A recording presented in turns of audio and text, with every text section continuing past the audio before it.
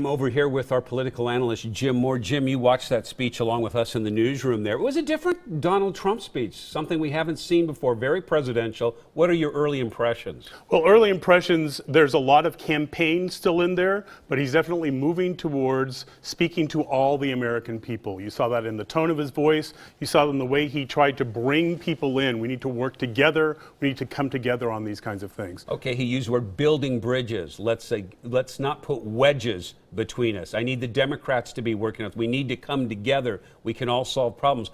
We have not heard Donald Trump say that before. No, we really haven't. And so people have been saying, so does this mean that we're going to have an instantaneous turn in the way the country works? No, it doesn't. But if this is the first step in a conversation like that, yes, it does. He hit on a number of issues, for instance, health for children, education, our veterans, that clearly both sides of the aisle can agree on and move on. If those are the ways that Congress begins to move, then we might see those bridges. But if we stick with other issues, then those wedges are still going to be there. Okay, before tonight's address, a lot of the experts says what Trump is going to have to do is really hit on the specifics. He can't talk in broad terms anymore.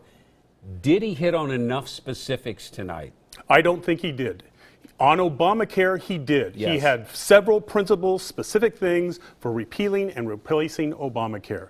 Interestingly enough, a couple of them, the Republicans in the House have already said they don't want to do, but in any case, it's a legislative agenda. On other things, on defense, on immigration, on crime, it was basically ideas from his outline of his budget just from a few days ago, and not specifics about how we get from here to there. What should we actually do? Where should the military be going with this $54 billion? Do we build more ships? Do we increase the number of military people? None of those specifics were there. Okay, and we'll have to see what happens tomorrow. Will Donald Trump come out with another tweet tonight or tomorrow morning? We'll see what happens. Jim Moore, always a pleasure having you here.